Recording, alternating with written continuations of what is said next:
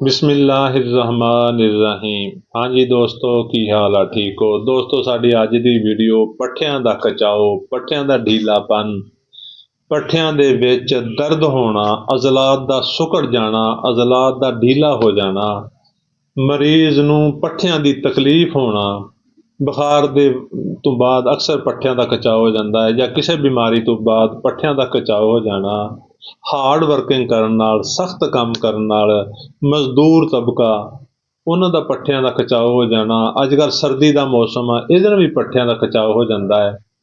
मरीज़ इन्ना निढाल हो जांदा दर्द नाल कि चलना फिरना मुश्किल हो जांदा है। मरीज़ लंगड़ा के बाज़ ਚੱਲਣ ਲੱਗ ਪੈਂਦੇ ਆ। ਬਾਜ਼ਕਾਤ ਮਰੀਜ਼ ਜਿਹੜੇ ਚੱਲਦਿਆਂ ਹੋਇਆਂ ਲੜਖੜਾਉਂਦੇ ਨੇ, ਉਹਨਾਂ ਦੇ ਲੱਤਾਂ, ਉਹਨਾਂ ਦੇ ਹੱਥ ਉਹ ਖਿੱਚੇ ਜਾਂਦੇ ਨੇ। ਚੱਲਦੇ ਕੋਸ਼ਿਸ਼ ਕਰਦੇ ਨੇ, ਲੇਕਿਨ ਮਗਰ ਚੱਲਿਆ ਨਹੀਂ ਜਾਂਦਾ। ਡਾਕਟਰ ਕੋਲ ਜਾਂਦਾ ਮਰੀਜ਼, ਉਹ ਕਹਿੰਦਾ ਜੀ ਮੈਥਿਕਬਾਲ ਇੰਜੈਕਸ਼ਨ ਲਵਾਓ, ਡੈਕਲੋ ਇੰਜੈਕਸ਼ਨ ਲਵਾਓ, ਜਾਂ ਕੋਈ ਪੇਨ ਕਿਲਰ ਟੈਬਲੇਟ ਲਿਖ ਦੇਗਾ ਕਿ ਤੁਸੀਂ ਇਹ ਲੰਬੇ ਅਰਸੇ ਤੱਕ ਖਾਣੀ ਆ। ਮਰੀਜ਼ 6-6 ਮਹੀਨੇ ਖਾਂਦਾ ਰਹਿੰਦਾ ਹੈ, ਮਰੀਜ਼ ਇੰਜੈਕਸ਼ਨ ਲਵਾਉਂਦਾ ਰਹਿੰਦਾ ਹੈ, ਲੇਕਿਨ ਠੀਕ ਨਹੀਂ ਹੁੰਦਾ। ਕੁਛ ਮਰੀਜ਼ ਠੀਕ ਵੀ ਹੋ ਜਾਂਦੇ ਨੇ, ਔਰ ਜ਼ਿਆਦਾਤਰ ਮਰੀਜ਼ ਜਿਹੜੇ ਨੇ ਉਹ ਕਹਿੰਦੇ ਜੀ ਜਿੰਨੀ ਦੇਰ ਇੰਜੈਕਸ਼ਨ ਲਵਾਇਆ ਜਾਂ ਗੋਲੀ ਖਾਧੀ ਆ ਓਨੀ ਦੇਰ ਤੇ ਰਹੇ ਆ ਠੀਕ ਆ, ਜਿਵੇਂ ਹੀ ਛੱਡਿਆ ਦੁਬਾਰਾ ਹੋ ਗਿਆ। ਅਸਾਬੀ ਨਿਜ਼ਾਮ ਦੀ ਕਮਜ਼ੋਰੀ, ਗਰਦਨ ਦੇ ਪੱਠੇ ਆਕੜ ਜਾਣ, ਪਿੰਡਲੀਆਂ ਦੇ ਪੱਠੇ ਆਕੜ ਜਾਣ, ਗਰਦਨ ਦੇ ਖਿਚਾਓ ਨਾਲ ਸਿਰ ਦਰਦ ਹੋਣ ਲੱਗ ਪਵੇ, ਅੱਖਾਂ 'ਚ ਦਰਦ ਹੋਣ ਲੱਗ ਪਏ। ਤੁਹਾਨੂੰ ਐਸਾ ਕੋਈ ਵੀ ਇਸ਼ੂ ਹੈ ਪੱਠਿਆਂ ਦੇ ਖਿਚਾਓ ਦਾ, ਤੁਹਾਨੂੰ ਡਾਕਟਰ ਨੇ ਕਿਹਾ ਹੈ ਮੈਥਿਕਬਾਲ ਇੰਜੈਕਸ਼ਨ ਲਵਾਓ, ਡੈਕਲੋ ਇੰਜੈਕਸ਼ਨ ਲਵਾਓ, ਜਾਂ ਤੁਹਾਨੂੰ ਉਹਨੇ ਪੇਨ ਕਿਲਰ ਦਵਾਈ ਲਿਖ ਕੇ ਦਿੱਤੀ ਹੈ, ਤੁਹਾਨੂੰ ਕੋਈ ਜ਼ਰੂਰਤ ਨਹੀਂ ਖਾਣ ਦੀ। ਤੁਸੀਂ ਸਾਡੀ ਦੱਸੀ ਰੈਮਡੀ ਨੂੰ ਇਸਤੇਮਾਲ ਕਰੋ। ਚੰਦ ਦਿਨ ਦੇ ਵਿੱਚ ਤੁਹਾਡੇ ਪੱਠਿਆਂ ਦਾ ਸਕੜਾਓ, ਢੀਲਾਪਨ, ਖਿਚਾਓ ਜਿੰਨਾ ਵੀ ਹੈ ਇਹ ਠੀਕ ਹੋ ਜਾਏਗੀ। ਦੋਸਤੋ, ਹੋਮਿਓਪੈਥਿਕ ਦਵਾਈ ਅਗਰ ਖਿਚਾਓ ਨੂੰ ਠੀਕ ਕਰ ਸਕਦੀ ਆ ਤੇ ਢੀਲੇਪਨ ਨੂੰ ਵੀ ਸਹੀ ਕਰ ਸਕਦੀ ਹੈ ਪੱਠਿਆਂ ਦੇ ਨੂੰ।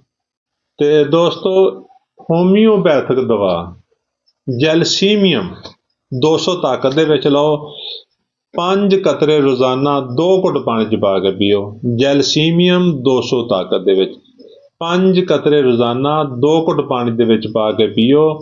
ਇਹ ਦਵਾਈ ਕਮ ਸੇ ਕਮ 20 ਤੋਂ 25 ਦਿਨ ਇਸਤੇਮਾਲ ਕਰੋ। ਅਗਰ ਇਸ ਤੋਂ ਪਹਿਲੇ ਤੁਹਾਨੂੰ ਥੋੜ੍ਹੀ ਤਕਲੀਫ ਆ, ਜਲਦੀ ਠੀਕ ਹੋ ਗਏ ਹੋ ਤੇ ਦਵਾਈ ਨੂੰ ਛੱਡ ਦਿਓ। ਹਫ਼ਤੇ ਬਾਅਦ ਠੀਕ ਹੋ ਗਏ ਹੋ ਤੇ ਛੱਡ ਦਿਓ, 15 ਦਿਨਾਂ ਬਾਅਦ ਠੀਕ ਹੋ ਗਏ ਹੋ ਤਾਂ ਦਵਾਈ ਨੂੰ ਬੰਦ ਕਰ ਦਿਓ। ਅਗਰ ਥੋੜ੍ਹਾ ਫਾਕਾ ਹੋਇਆ ਹੈ 20 ਦਿਨ ਦੇ ਵਿੱਚ ਵੀ ਤੇ ਮਹੀਨਾ ਵੀ ਲੈ ਸਕਦੇ ਹੋ। ਪੱਠਿਆਂ ਦੀ ਜਿੰਨੀ ਵੀ ਤਕਲੀਫਾਤ ਨੇ ਇਹ ਦਵਾਈ ਨਾਲ ਠੀਕ ਹੋ ਜਾਣਗੇ ਔਰ ਤੁਸੀਂ ਬਿਲਕੁਲ ਸਿਹਤਮੰਦ ਹੋ ਜਾਓਗੇ।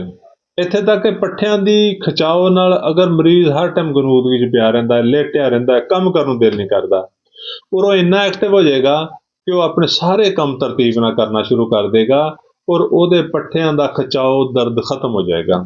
ਅਜ਼ਲਾਤ ਦੀ ਸਭ ਤੋਂ ਵੱਡੀ ਦਵਾ ਹੈ, ਪੱਠਿਆਂ ਦੇ ਖਿਚਾਓ ਦੀ ਸਭ ਤੋਂ ਵੱਡੀ ਦਵਾ ਹੈ ਜੈਲਸੀਮੀਅਮ। ਕੋਸ਼ਿਸ਼ ਕਰੋ ਅੱਛੀ ਤਾਂ ਕੰਪਨੀ ਦੀ ਲਵੋ, ਨਹੀਂ ਤੇ ਜਿਹੜੀ ਮੁਯੱਸਰ ਆ ਉਹ ਲੈ ਲਓ। ਸਾਡੀ ਵੀਡੀਓ ਨੂੰ ਲਾਈਕ ਤੇ ਸ਼ੇਅਰ ਕਰੋ ਤਾਂ ਕਿ ਵੀਡੀਓ ਮਜ਼ੀਦ ਲੋਕਾਂ ਤੱਕ ਪਹੁੰਚੇ ਔਰ ਉਹਨਾਂ ਦਾ ਵੀ ਭਲਾ ਹੋਵੇ। ਸਾਡੇ ਅਕਾਊਂਟ ਨੂੰ ਫਾਲੋ ਕਰ ਲਓ, ਸਾਡੇ ਚੈਨਲ ਨੂੰ ਸਬਸਕ੍ਰਾਈਬ ਕਰ ਲਓ ਤਾਂ ਕਿ ਤੁਹਾਡਾ ਔਰ ਸਾਡਾ ਰਾਬਤਾ ਰਵੇ। ਸ਼ੁਕਰੀਆ, ਅੱਲਾ ਹਾਫਿਜ਼।